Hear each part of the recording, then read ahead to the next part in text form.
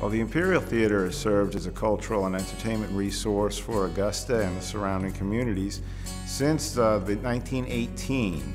A number of famous people have appeared at the Imperial Theatre in its early history. For example, Charlie Chaplin appeared at the Imperial Theatre selling war bonds during World War I. In the 1920s, Anna Pavlova appeared with the Ballet Russe. Leo Carrillo, who was the sidekick to the Cisco Kid, also appeared at the theater as well. Effective with the 1930s, the theater became a full-time movie house. The theater closed in the early 1980s and was subject to demolition and was only saved through the efforts of a large number of people in Augusta who wanted to save the building as a performing arts venue. For the last 7 years, this will be our 8th, Storyland Theater has made this our home. And every year we have students, teachers, and families from all over the CSRA who come from, I think, 7 counties to see our performances during the week on field trips. And on the weekend, we do a community performance. So last year we had 23,000 people in this theater. It is so cool that the Imperial Theatre is here and all the kids from St. Mary's can come and support the arts. It's so cool! As a performing arts organization, we need the Imperial Theatre. This is our home and has been our home for over 15 years. And if the Imperial Theatre were not here, we would not have a venue to perform. We love the Imperial Theatre.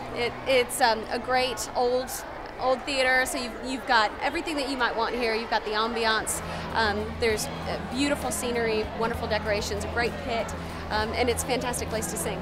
Nationally and internationally known acts have appeared at the Imperial Theatre. Well-known names like Jessye Norman, Joey Calderazzo, Branford Marsalis, Lizz Wright, Bryan Adams, Peter Rowan, Derrick Trucks and Susan Tedeshi, Sharon Jones and the Dap Kings, Marty Stuart, Sam Bush, and Robert Earl Keen, just to name a few.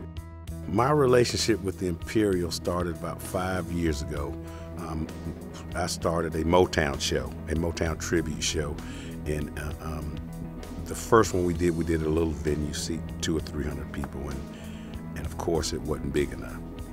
We didn't feel like we could pull 3,000 people in, so we needed a venue that would seat, you know, anywhere from 600 to 900 people. We tried this out, like I say, about 5 years ago, and we've been hooked ever since. I mean, every year we come here. I mean, it's just perfect, just a perfect place. The Imperial offers a lot. It's acoustically good. It's intimate. To have 800 seats is still very intimate. It just has a special feeling every time I walk in here, whether it be for a speaker or a concert or whatever. It's just something very unique that will be in my heart forever. The Imperial Theatre has shows and events here that are a blessing to the community and to the people in the community. And it brings a quality of life downtown that just lights up Broad Street, literally, with the nice marquee. It just lights up, and when you ride down Broad Street and you see the Imperial Theatre marquee, it kind of takes you to Times Square in New York. So to support the Imperial Theatre is to support Augusta and its arts community. In 1992, a 501c3 organization was formed. The Imperial Community Theatre, Inc. was charged with maintaining the theater for local performing arts groups. Currently, we have raised $250,000, which qualifies us for $1 million in special local option sales tax money. In addition to the $1.25 million, we estimate that at least another $7 million is needed in order to truly finish off the theater. That money will allow us to work on aesthetic improvements, which involve paint and plaster work, installing an elevator to the basement as well as to the second floor, finishing a second floor area for meeting, conference, and banquet space, increasing the size of the dressing rooms, improving and increasing the number of restrooms that we have, and making them ADA compliant as well. Lastly, updating obsolete air conditioning and heating equipment. We have a significant opportunity to restore and reinstall the Imperial Theater's original theater organ, which is known as the Mighty Wurlitzer.